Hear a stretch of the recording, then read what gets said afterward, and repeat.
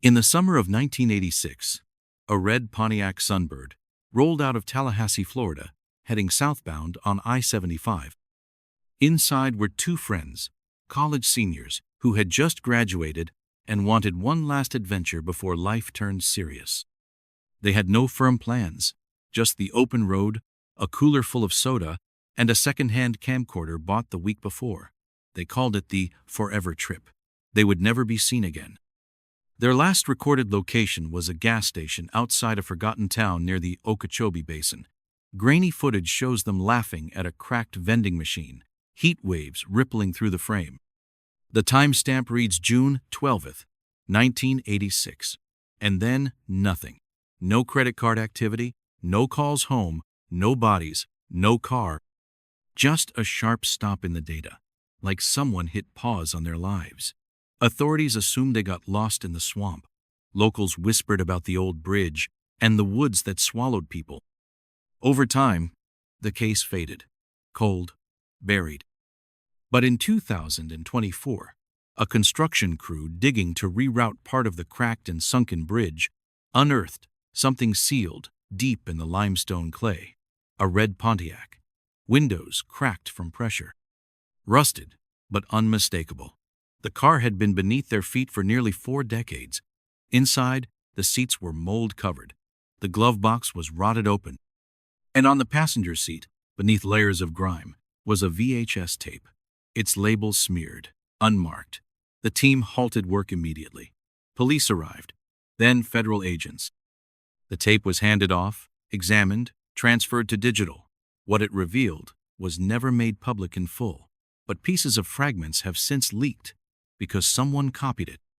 Someone who knew the story wasn't over. The footage begins inside the car, parked at night.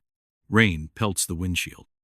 The driver, barely visible, turns toward the passenger and says, "I think we took the wrong turn." The camcorder picks up faint breathing, a noise outside. Leaves, maybe. Something moving just beyond the lights. They're clearly afraid. They debate backing up, turning around, but the tires are stuck in the soft edge of the road. The man gets out to look.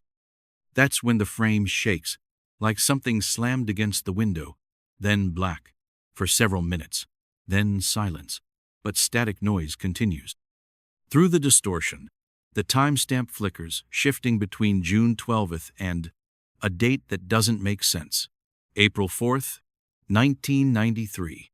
Then, back again. Repeating, blinking, as if the camera is trying to reconcile time. The next image is jarring. A long hallway, lit by harsh fluorescent lights.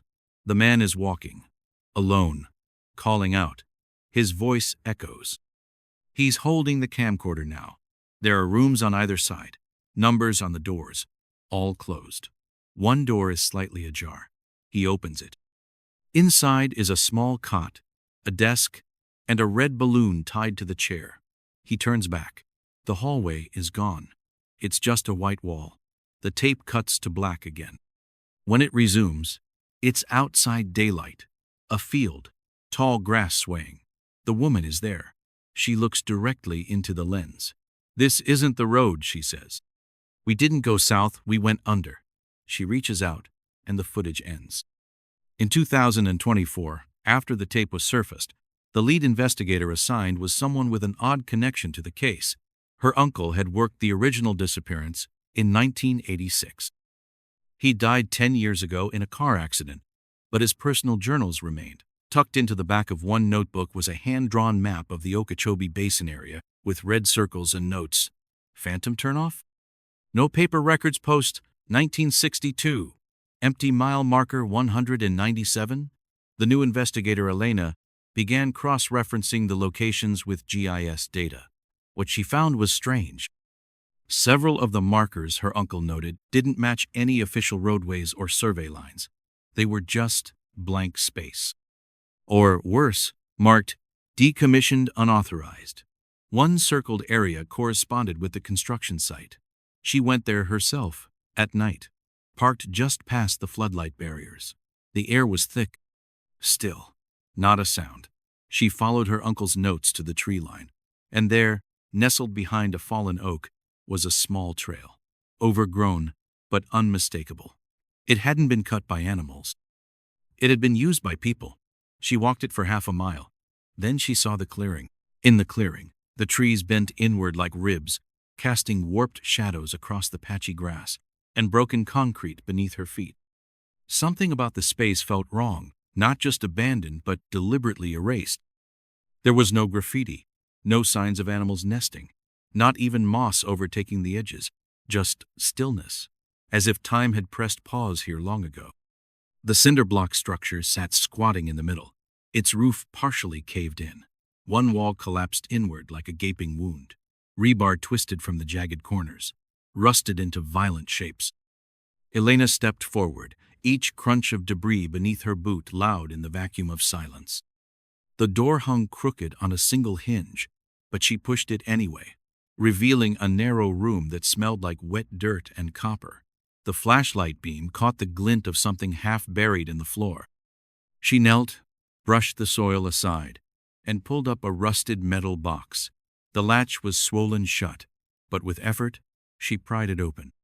Inside were objects long forgotten: 2 waterlogged envelopes, 3 Polaroids, a cassette tape, and a laminated ID card belonging to someone named Marcus Talon. The badge identified him as an analyst for something called the State Adaptive Research Program, SAR for short. The agency was unfamiliar. Her heart beat faster as she photographed the items before slipping them into an evidence bag. As she turned to leave, her flashlight flickered, just for a second. But in that second, she saw something that hadn't been there before, a scrawl on the far wall in charcoal black, still wet-looking despite the years. "It's not the road, it's the gate." Back in her office, Elena fed the Polaroids through a scanner. The first showed 2 people, likely the missing students posing in front of a partially obscured sign. Only the word "welcome" was legible. The rest burned or melted off. Behind them, a gravel road stretched into dense trees. The second image zoomed in on the red Pontiac, parked at an angle near a rusted fence. The third was the most disturbing. It was a photo of what appeared to be a monitor, taken inside some kind of control room. The screen displayed a still image from the same field she had just visited, but in the corner of the shot, a figure stood half visible, long limbs, no face, just presence. She didn't sleep that night. Instead, she dug into SAR. No trace in official state archives, nothing on federal registries, but a few mentions in archived local newspapers, always tied to survey operations along remote stretches of highway. She cross-referenced the badge number with a private registry she had access to through a retired contact. Marcus Talon had died in 1988. The cause was listed as occupational exposure. No further details. Elena loaded the cassette into a digital converter. The tape whirred to life, static humming before a voice crackled through. Male, mid-30s, cautious. Day 9. The subject continues to demonstrate spatial dissonance. We've extended the observational window to 20 hours. Side effect: reduced temporal stability near the south threshold. Requesting re-evaluation of anchor points. He pauses. Then, quieter, "There are noises in the walls now. We believe the system is learning from us." The rest is muffled. At the very end of the tape, a woman's voice whispers, almost inaudibly, "This isn't a test. This is a return." The words sink in like stones in water. Elena knew what that meant, even if she couldn't explain it. This wasn't about missing people anymore. It was about something that had been set in motion long before 1986. Something that had been buried under bureaucratic silence and asphalt. She contacted a former state cartographer who had worked in the Department of Transportation during the 80s. He was hesitant at first, but curiosity broke him. He remembered SAR. Not by name, but by uniform. There were guys who'd show up with badges that didn't match the roster, he said. Never signed in, never signed out. Always around the older roads, especially Route 197. That number hit her like ice. It was in her uncle's notes. Mile marker 197 had appeared repeatedly, circled, underlined, marked with stars. But it didn't exist anymore. No modern map showed that stretch. And yet, if she aligned 3 of her uncle's hand-drawn notations with outdated survey overlays from 1985, a crude triangle formed, and at the center was that phantom marker. Elena returned to the field at dawn. Light crept over the horizon, washing the ruins in soft gold. She approached the site with a metal detector and scanned the dirt floor near the box's original location. A soft ping. Then another. She dug carefully and unearthed a shallow tin disc with concentric rings etched into it like a key. Nearby, buried deeper, was a small metal plate riveted to a broken concrete slab. The words were corroded, but faintly readable, under oblique light. Control Point 4A Mile 197 Observation Node. Beneath that, in smaller font, Do Not Disturb. Active protocol may persist beyond surface deactivation. That confirmed it. This wasn't just a hiding place, it was part of a system. Something that ran beneath the roads, parallel to the world above. And it hadn't been shut down, just forgotten. She reported her findings to her superior, who requested full documentation. Within 24 hours, the site was shut down. Not just taped off, sealed, fenced, patrolled. When she returned the next night, it was as if the forest had swallowed it whole. No path, no structure, nothing. Only the faint echo of static in her ears, even after she removed her headphones. Something was still broadcasting. She just had to find where it was coming from. 3 nights later, Elena drove down a service road listed only in her uncle's journals. It ran adjacent to what had once been Route 197, now consumed by foliage and officially marked as an unimproved maintenance trail.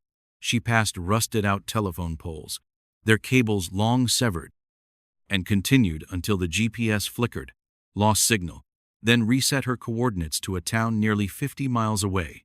She switched off the dashlights and let the night wash over the windshield like black water. There was no wind, no animals, just the sound of her tires crunching on gravel and a sense, growing stronger by the second, that something was waiting at the end of this road. Then the headlights caught it. A gate, not modern, not even industrial, just 2 iron posts twisted into the shape of antlers and a rusted chain looped through them. No lock. Beyond it, a trail barely wide enough for the car. She stopped, stepped out, and checked her gear. She wasn't sure what she expected to find anymore. Bones, maybe. A second car. Or nothing at all. The trail led her deeper into the woods, where pine gave way to a strange mix of cypress and oak, as if ecosystems were overlapping in ways they shouldn't. Her flashlight picked up flashes of white on the trees, symbols carved deep, old and cracked, circles with vertical lines, inverted numbers, arrows pointing down. She marked each one on a paper map as she walked, not trusting digital devices. Every time she looked up from the map, she felt disoriented, like the path had shifted a few feet to the left, or the trees had rearranged themselves. After an hour of walking, she found a clearing similar to the first, but this one wasn't decayed. It was intact and operational. A trailer sat on concrete supports, untagged, unmarked, its windows blacked out. Lights glowed from within bare bulbs, flickering, and from somewhere inside, the sound of a projector. She approached the steps slowly. Her hand hovered near her sidearm, unsure whether this was trespassing or rescue. The door creaked open when she knocked. The inside was colder than the air outside. Not just cool, refrigerated. The walls were lined with foam paneling, and in the center of the room sat a reel-to-reel projector spinning slowly, playing footage onto a warped screen. The images were out of focus but familiar. A man's face, a car dashboard, the bridge under construction, then a pause. The frame froze on a single word, typed across the center of the screen. Iteration. Then the frame jumped again. A girl in a hospital gown, walking through shallow water. Her mouth moved, but no sound came. Elena moved closer. The footage warped, stuttered, then snapped to black. Silence. The projector kept spinning, now empty. A soft click drew Elena's attention to the desk in the corner. A drawer had opened slightly. She stepped over and pulled it the rest of the way. Inside were dozens of tapes, VHS, cassette, reel, all labeled with dates, some in sequence, others scrambled. One tape, marked simply with 197-0, was wrapped in plastic. She pocketed it and turned to leave. That's when the light changed, from soft yellow to harsh white, like a hospital. She blinked, and the interior of the trailer was gone. The desk, the walls, the screen. She stood in a hallway, long, silent, concrete. The projector was still spinning beside her, now sitting on a wheeled cart. It whirred as if nothing had changed. Her breath caught. She turned back to where the door should have been, but there was only a wall. One long, seamless wall with numbers stenciled across it. 197 repeating. She moved forward, down the corridor. Her boots echoed with each step. A door on the left clicked open just slightly. The light within was a faint blue glow. She pushed it gently. The room was small, windowless. Shelves lined with monitors, each showing grainy black and white footage of roads, empty highways, silent intersections, toll booths with no attendants. And in the corner of one screen, her, standing outside the trailer. But that hadn't happened yet. She watched herself knock, enter, then disappear. A loop, a trap, or a message. She hit the record button on her own camcorder and pointed it at the screen, preserving the footage before leaving the room. The hallway was longer now, or maybe it always had been. She walked for what felt like minutes, maybe hours. Time had loosened its grip. Then another door. This one opened into darkness. A voice whispered from the shadows. Not a threat, not a command, just a sentence. You can leave when the road forgets you. Her pulse thundered in her ears. She stepped back. The hallway returned. The trailer lights flickered, and suddenly she was back outside, standing in the clearing, alone. The trailer was gone. No tire marks, no footprints. Only the outline of concrete pads where it had rested. And in her hand, still warm from the projector's glow, the tape marked 197-0. She didn't sleep that night. She digitized the footage in her office under red light, protecting the magnetic strip. The tape began with static. Then an image. A girl, young, sitting in a chair. Her eyes were fixed forward. A voice asked her questions. Where is the road? What year is it? What's the last thing you remember? She answered every question with the same phrase. It's still happening. The timestamp flickered between 1986 and 2024. Her face never changed. Her hair never moved. But the room around her did. Lights dimmed, shadows elongated, and finally, the tape froze. One final frame. Elena paused the video and leaned in. The girl was looking directly at the camera. And, in the reflection of her pupil, Elena could see a tiny silhouette, herself. Elena backed away from the screen, heart pounding. She replayed the final frame, zoomed in as far as the software would allow. It wasn't just a trick of the reflection. The figure in the girl's eye wasn't a vague blur. It had detail, hair tied back, a shoulder bag, the same one Elena was wearing now. The same stance, one hand at her side, the other raised in hesitation. And there was more. On the wall behind the reflection, a chalkboard, symbols, coordinates.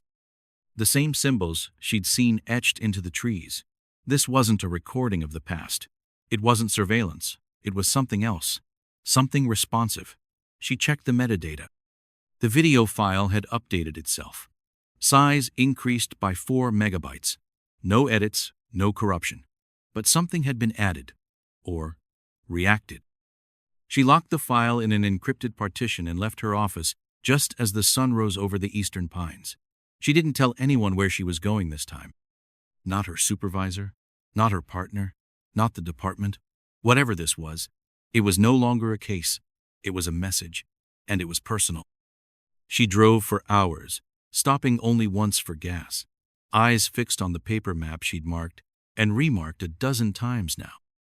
Her destination was an old survey tower used for geological studies back in the 70s.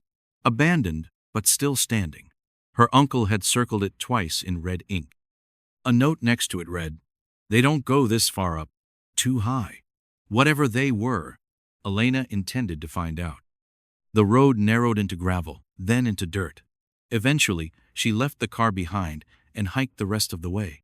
The tower rose above the tree line like a broken finger. Rust streaked down its support beams, and the wooden stairs groaned with every step. At the top, she found a hatch sealed with a chain that had rusted to itself. She broke it with a crowbar. Inside the control room was a table, a broken radio, and another projector. This one had no film loaded. But something sat beneath it, a reel in a canister labeled Preliminary Observation Entry 1A. She loaded it carefully, turned on the power. The screen flickered to life. It opened with a logo, SAR. Then a date, July 4th, 1971. A voiceover began. Female. Steady.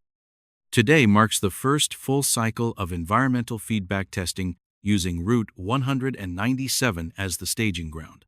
Subjects have not been informed. Test perimeter secured. Observational latency reduced to 3.2 seconds. The footage shifted to a roadside. A family stepping out of a station wagon. 2 children chasing each other through tall grass. The footage distorted briefly. When it returned, the sky had darkened. The family was gone. Only the car remained. The grass had flattened in concentric circles. Elena felt a chill crawl up her arms. The screen flickered again. A new image. A clipboard with handwritten notes. She paused the frame and leaned in. At the top of the page was the name Marcus Talon. She photographed every frame, every note, every timestamp. As she turned off the projector, the radio on the desk crackled. No power source, no antenna. But it hummed weakly, as if caught between stations. A voice emerged, distant, garbled. 7997, confirmed. Then silence. Then static that didn't sound like static, more like breathing. She stepped back. The window behind her looked out across the basin, the tree canopy moving as if stirred from beneath. Her phone buzzed. No number, no message, just a single image sent to her inbox. The girl in the chair, eyes wide, mouth open now, not speaking, screaming. She drove back toward the nearest town, every shadow from the trees seeming to track her progress. By the time she arrived, the sun had set. She checked into a motel, pulled the curtains tight, and began assembling everything she'd gathered. The coordinates, the photos, the audio tapes, the symbols. They didn't form a map. They formed a sequence. Every 10 years. Always June, always near water, always a pair. The 1986 case wasn't unique. It was part of a recurring cycle, a system. She pulled up archived missing persons reports, isolating for pairs of travelers disappearing within a 3-day window in June across 5 decades. The pattern was immediate: 2 in 61, 2 in 71. 4 in 81, staggered but within the same corridor. Hers were the last in 86. Nothing since. Except for a new alert that had come in while she was on the road. June 14th, 2024. 2 backpackers reported missing while hiking through the wetlands near the old Route 197 site. Elena stared at the report. 2 names. No known connection. Different states. But the same trailhead. Same time. No cell activity since 6:12 p.m. The last ping came from the same triangulation point marked in her uncle's notes. The same triangle. The center. She called it in, asked for air support. The request was denied. Budget constraints. No actionable lead. She contacted one of the families. They hadn't heard from their daughter in 2 days. The voicemail was chilling. "Hey Mom, it's weird out here. This trail doesn't match the map. We're doubling back, but there's no back." Elena forwarded the message to her encrypted archive. Then she packed her bag again. If they were still out there, the clock was ticking. And if the road was open again, someone needed to close it. Elena returned to the site at first light, not trusting the shadows that came with dusk anymore. The air was still heavy with the residue of humidity, and the faint scent of something burnt like ozone after a lightning strike. She moved quickly, taking the unmarked service trail past the collapsed bridge and deeper into the basin. Her boots sank slightly into the spongy soil, water pooling in the tread with each step. Around her, the forest buzzed with a subtle vibration she couldn't quite hear but felt in her teeth. The triangle of landmarks her uncle had outlined was close. She checked the GPS again. Nothing. Signal loss. But her compass still worked. For now, she turned east, toward the center of the formation. The foliage thickened. Ferns grew in unnatural spirals. Tree bark shifted texture the longer she looked at it. And then, after a clearing framed by two bleached stumps, she saw it. A perfectly circular depression in the earth, ringed by stones carved with familiar sigils. The ground inside the circle was blackened, not burned, but drained, as if color itself had been removed. In the center, a hatch, metal, bolted down, covered in dirt that looked recently disturbed.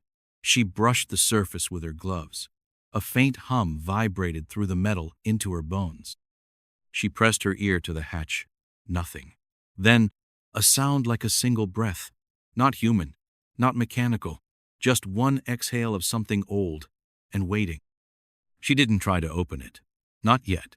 Instead, she walked the perimeter of the depression, careful not to disturb the symbols. They pulsed faintly when her flashlight moved over them, responding to light like photosensitive ink. She marked the location on her physical map. As she made her final pass around the outer edge, her boot struck something soft. She knelt. A boot. Modern. Tan leather. Laces frayed. Buried beneath the moss. She pulled it free. It was attached to a foot, and the foot to a body, face down. Decomposed beyond recognition, yet recent enough that the clothing still held shape. A trail pack lay beside it, soaked and torn. Inside, a journal. The first page. Day 2. We shouldn't have followed the trail. Page after page, filled with erratic notes, some coherent, some frantic scratches. No time here. She walks without sound. A bridge isn't a bridge. The final page was a drawing. A spiral with two stick figures at the center, one crossed out. Elena swallowed hard. The backpackers hadn't just gone missing. They had arrived. And not alone. She radioed it in. Static. No response. She switched to emergency channels. Nothing but low, rhythmic thumps like heartbeat filtered through analog distortion. She stood, scanned the tree line. Then she saw her. At the far edge of the woods, a girl, thin, long hair plastered to her face, wearing a shirt too clean to belong here. She didn't move, just stared. Elena called out, stepped forward. The girl turned, walked behind a tree. Elena followed. 5 seconds, maybe less. But when she reached the spot, there was no one there. Just a fresh indent in the grass and a faint whimper in the air. Then silence. Elena backed away, heart thudding, instincts on fire. She didn't run. Not yet. She took photos. Bagged the journal, marked the body's coordinates, and turned back toward the trail. But it wasn't there. The path had changed, bent, shifted like a river rerouted beneath her feet. Trees had closed in. The symbols were gone. Her map didn't match what her eyes saw. Panic scratched at the back of her throat, but she forced it down. She had been in this kind of space before, just not this deep. She moved carefully, tracing her own footprints in reverse. When she reached the ring of stones again, the hatch was open. Not fully, just a crack. Enough to see the darkness within. Enough to hear the scrape of something metallic moving far below. She crouched and aimed her flashlight into the gap. Steps, rusted, winding downward into what looked like natural stone. Someone, or something, had opened it after she arrived. But not before. The girl, or someone else. She should have left, radioed for backup. Called it in, but instead, she reached for the first rung. The descent took 15 minutes.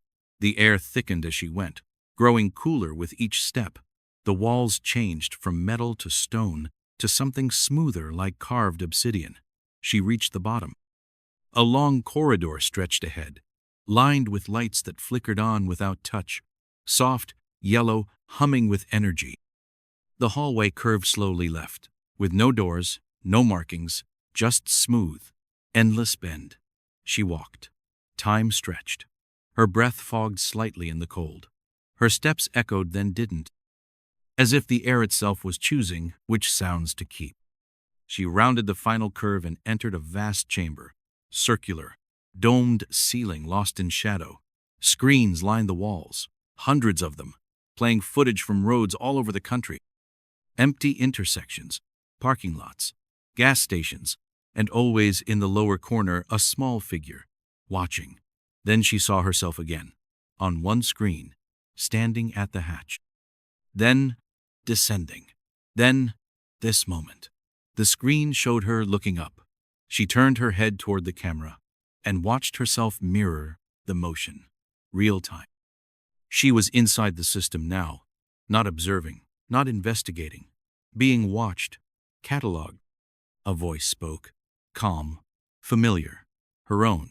Welcome to Control Point Zero. Subject recognized. Initiation confirmed. She froze. The voice wasn't a recording. It had intonation, presence, real-time response. She backed away from the wall of screens, hands raised slightly, eyes darting for a speaker, something, anything to explain how her voice had emerged from nowhere. But there was nothing visible. Just smooth black walls and the flickering glow of surveillance images, shifting frame by frame. She spoke aloud. "Who are you?" No response. She tried again. "Why am I here?" The monitors didn't change, but the lights dimmed slightly. A low pulse echoed through the floor beneath her boots, like the building was exhaling. The screens changed, flashing rapidly through frames. No longer just roads and intersections, but rooms, corridors, hallways from dreams. Spaces she had never been in, but that still felt familiar in the bones. One screen froze. Her childhood bedroom. Another. The hallway of the motel she'd stayed in last week. Another. The control room at the top of the survey tower. All identical to memory, but empty. And then a final screen blinked to life. Not a camera feed. A file. Titled Alina V. She stepped closer. The file opened. Pages of text scrolled across the screen. Journal entries. Logs. Audio transcripts. Surveillance data from her own life. Every movement documented in exacting detail. It wasn't just the past few months. It went back years, decades. Before she joined the department, before her uncle's accident, there were notes from her childhood. A broken arm when she was 8, a tooth she lost and never found. A dream she'd told no one about when she was 12, about a tunnel in the woods and a girl with no mouth. All there, typed, labeled, iterative exposure response subject V. She stepped back from the screen, breath shallow, stomach twisting. This wasn't an observation. It was designed.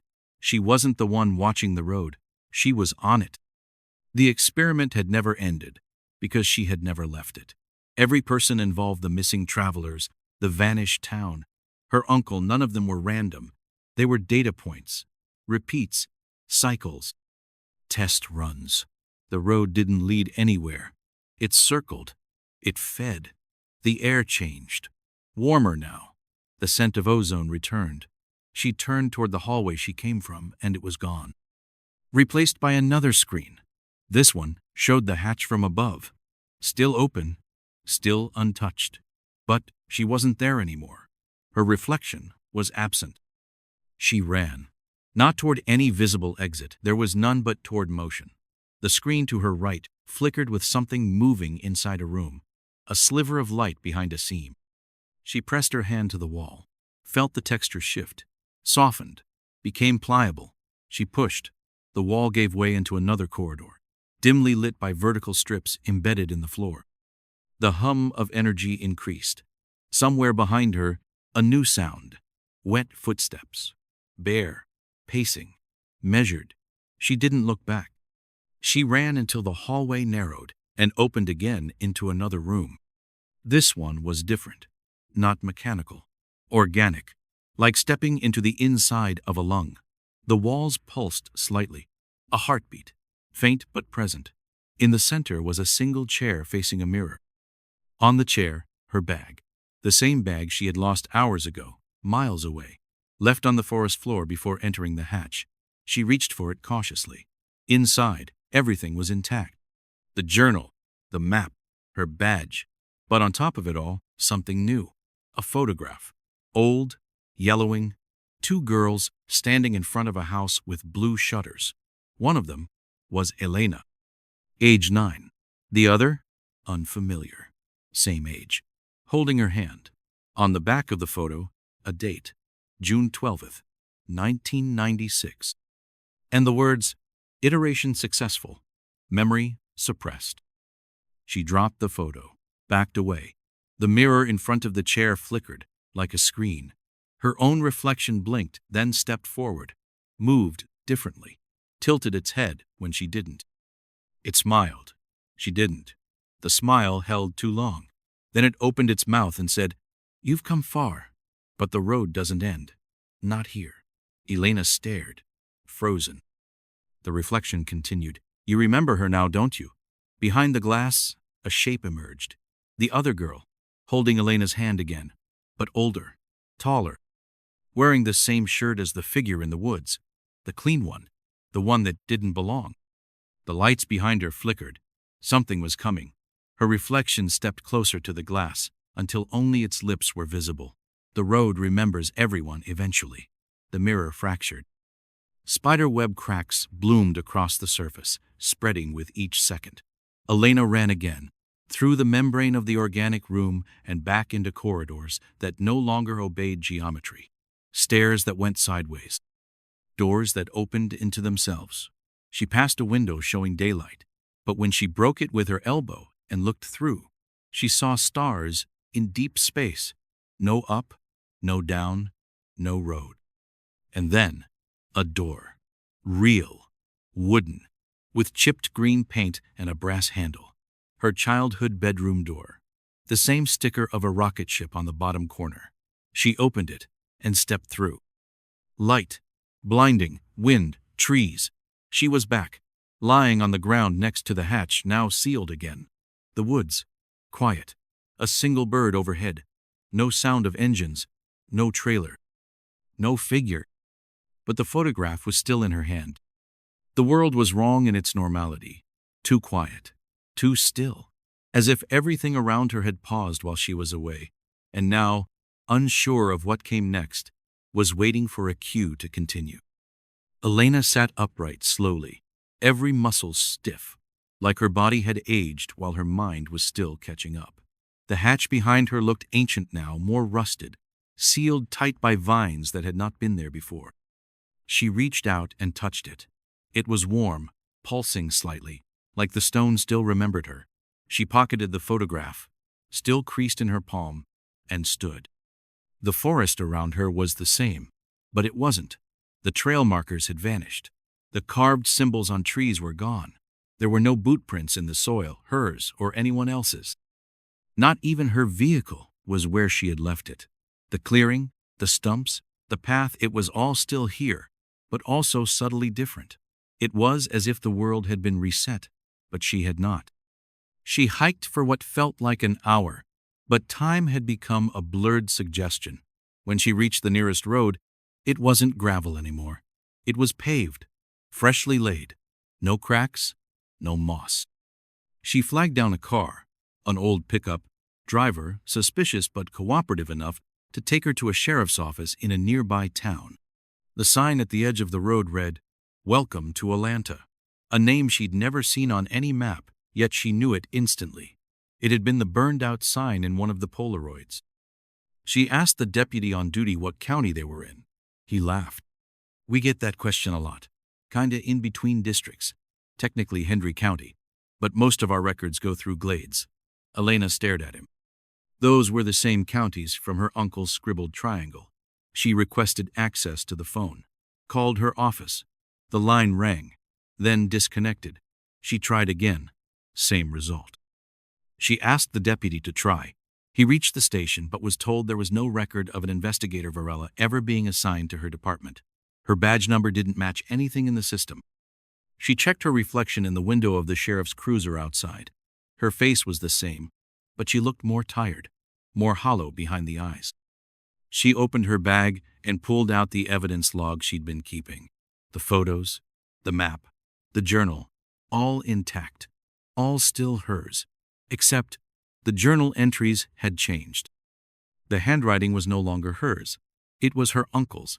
The ink smudges, the dates, the margin notes, all his. And the newest entry, dated just 3 days ago, read, "She's in. The system acknowledged her. We're closer now. But the cost."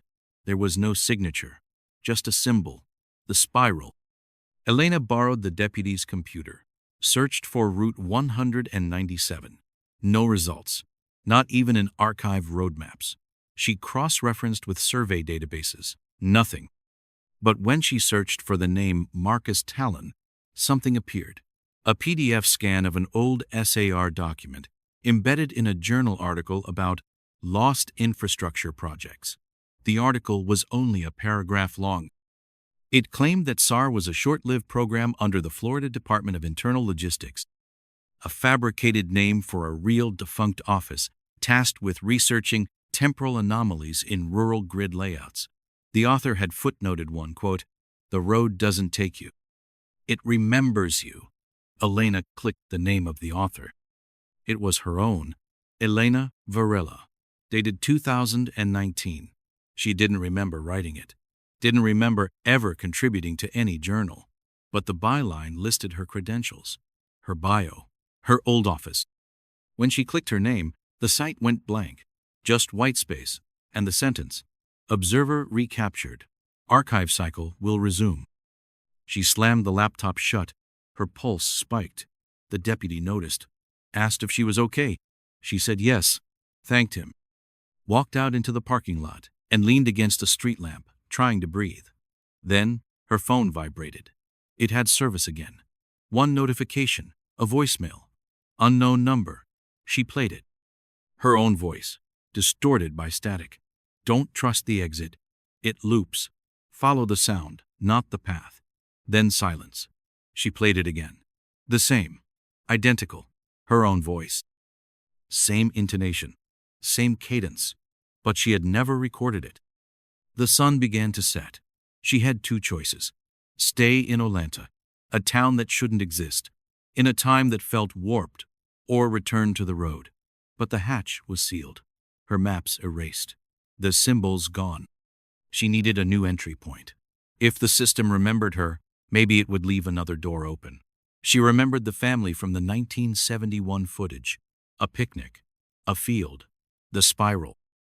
She pulled out her analog map again, circled every unmarked field, every water-adjacent area within the old triangle. One stood out.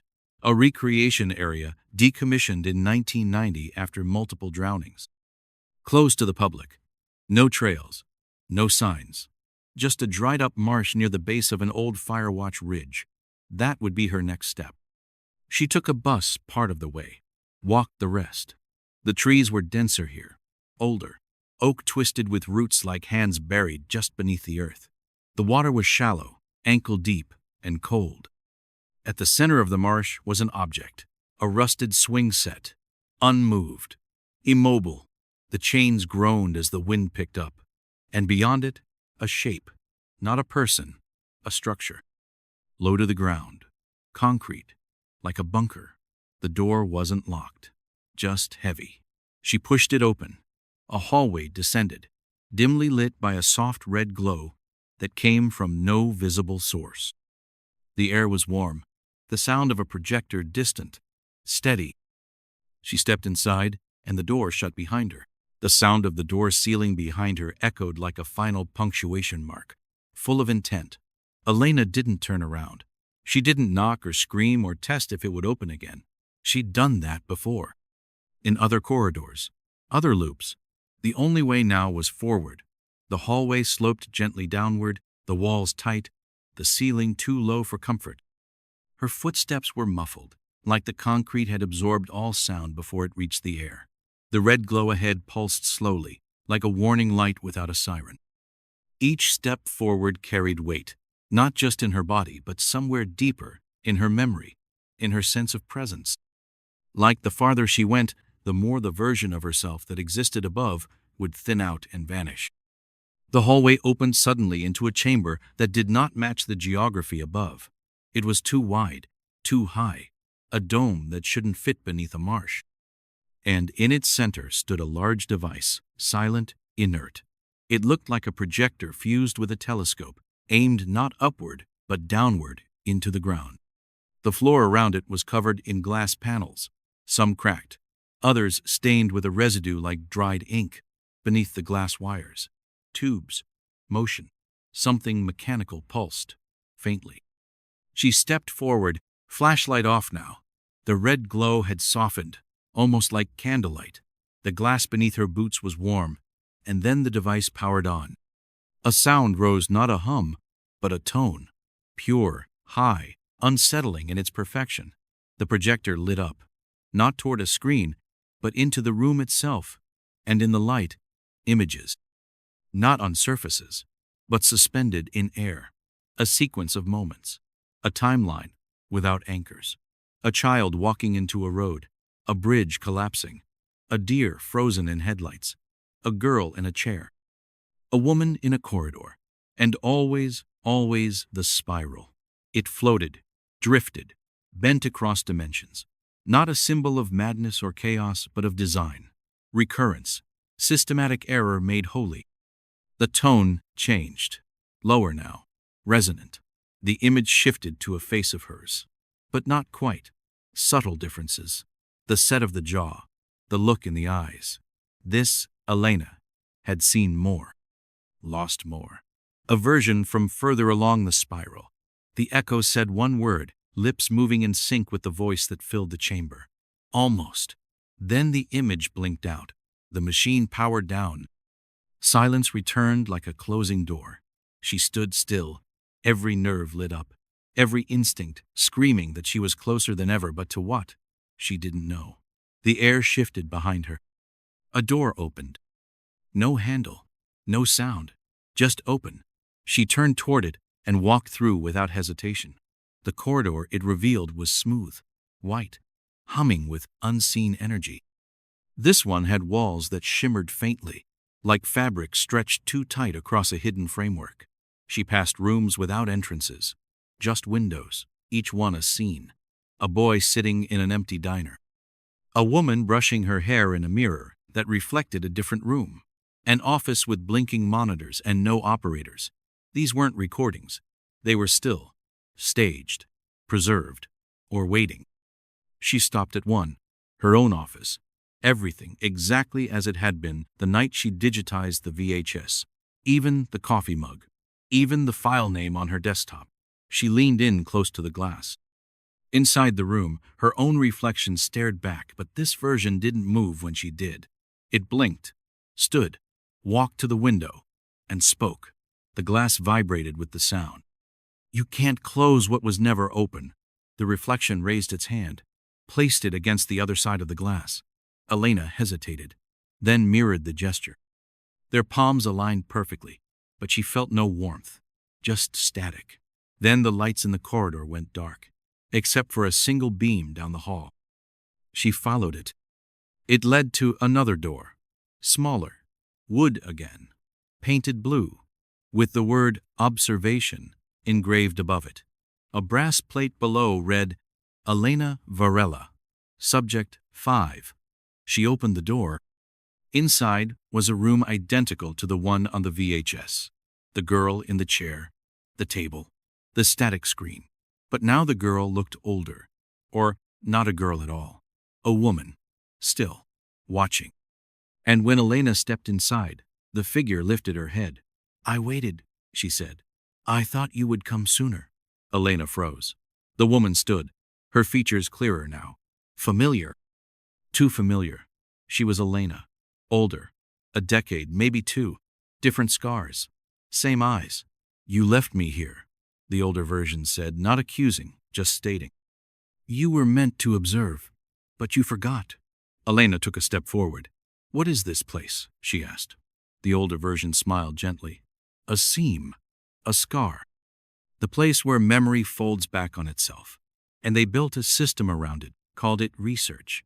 But it was just longing. Someone wanted to go back, and they broke the road to try." The lights dimmed. The screen lit up again. This time it showed scenes from Elena's life, but not just the life she remembered. Variations. Choices not taken. Roads not followed. In each, something was missing. A person. A moment. A fracture. Every subject was tested against their own spiral. Her double said, "You're the only one who reached the center." "What happens now?" Elena asked. The woman stepped closer, reached into her coat, and handed her a key. Old, heavy, iron. "You unlock it. You complete the sequence. Or you break it. But if you leave now, it begins again." Behind her, a door opened. This one, wooden, green, familiar. The room shifted. The woman was gone. The chair, empty. Only the key remained in her hand. She gripped the key so tightly that the ridges bit into her palm. The cold metal seemed to hum against her skin, vibrating with a frequency that wasn't quite sound. Her pulse thudded behind her eyes as she turned to face the new door. The green paint was faded and peeling in the exact same pattern as the door from her childhood home, right down to the water stain that looked like a rabbit crouched mid-leap. But she knew better now. Knew that pattern wasn't a coincidence. Nothing here was real, not in the way she once understood the word. The system didn't create from scratch. It borrowed, recycled, stole from memory, and stitched it together into something useful. The roads, the rooms, the people, all echoes, all reflections bent into function. A crude collage of her life, cut and rearranged by something without a sense of mercy. The door pulsed faintly, as if aware of her hesitation. It breathed with her, matched her heartbeat. She stepped forward, raised the key, and inserted it into the lock. The door didn't click open. It dissolved. One moment solid, the next reduced to particles, scattering like ash in a breeze she couldn't feel. Beyond it, a corridor stretched out, a corridor lined on both sides with doors. Hundreds. Thousands. Their frames stretched into the distance, shrinking to pinpoints on the vanishing line. Some stood ajar, cracked just wide enough to hint at darkness beyond. Others remained closed, locked with strange mechanisms, some biological, some mechanical, some that looked like bone and wire fused together. Each door bore a brass placard, etched with names, dates, sometimes coordinates. Subject 3, 1971. Subject 9, 1986. Subject 17, 1993. She ran her hand along them, watching the dust smear across the metal like old paint peeling from walls in forgotten houses. Some names she recognized from old missing persons reports, whispered urban legends, unsolved articles she'd combed through when she still believed she was investigating something human. Others she knew only from dreams, faces that had once lingered in the margins of her sleep, always just out of focus. She walked slowly, as if rushing might make one of the doors swing open without warning. Her footsteps echoed, unnatural, too loud in some places, swallowed whole in others. None of the doors opened. Not until she reached the very last. This one was different. No placard, no name, no numbers, just wood, scorched and blackened around the edges like it had survived a fire long ago. A faint outline of a spiral was etched above the frame, drawn hastily, repeatedly, like someone had tried to carve the shape deep into the grain until it became part of the structure itself. She raised her hand, paused, then pushed. The door swung open without resistance. Inside, the room was smaller than the rest, windowless, silent. The walls were bare, save for thin, dark veins that ran like cracks across the surface, pulsing ever so slightly, as though the room itself was alive. In the center stood a single table. On it, a Polaroid camera, and beside it, a photograph. She picked it up. It was her, standing in front of the spiral door. Same pose, same clothes, Same wound on her temple from where she'd fallen days ago, if it had been days. Time here was as untrustworthy as the architecture. On the back of the photo, a message written in the same looping hand as the notes she used to find in her old field journals. Now take one.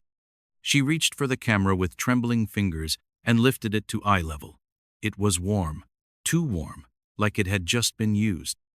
She pointed it at the wall across the room, where a mirror had begun to bleed into view, emerging slowly, as if seeping from the air itself.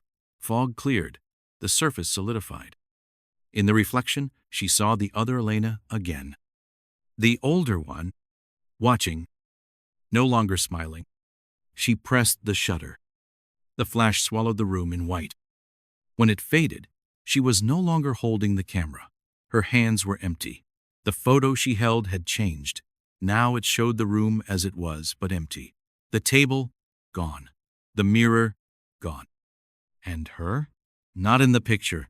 Just the scorched spiral door, closed. She looked around. The room had dimmed. Shadows crawled up the walls like oil in reverse. The air tasted of static. Then light. Not from above. From below. The floor beneath her rippled. Not just a visual distortion, she felt it in her bones. A wet resonance. She stepped back, but the rippling spread concentric circles, expanding outward like drops in still water. The floor peeled open like paper soaked through. She fell. Not quickly, not violently, not like falling, even. More like drifting downward through layers of water, each one colder than the last. Her breath fogged and fractured. She reached for something, but there was only memory now.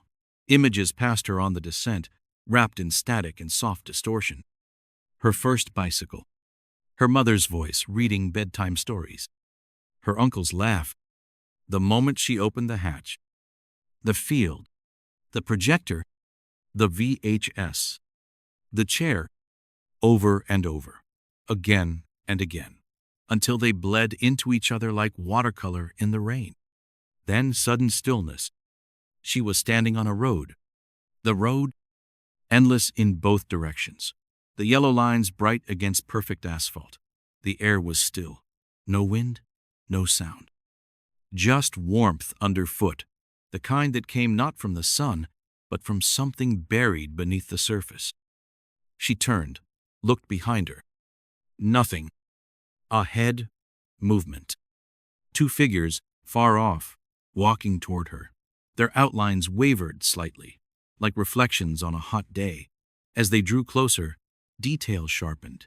She knew them, the two from 1986. Older now, worn. Time had hollowed their faces, but not erased their identities. They stopped several feet away, said nothing at first. Then the woman stepped forward and handed her something. A camcorder.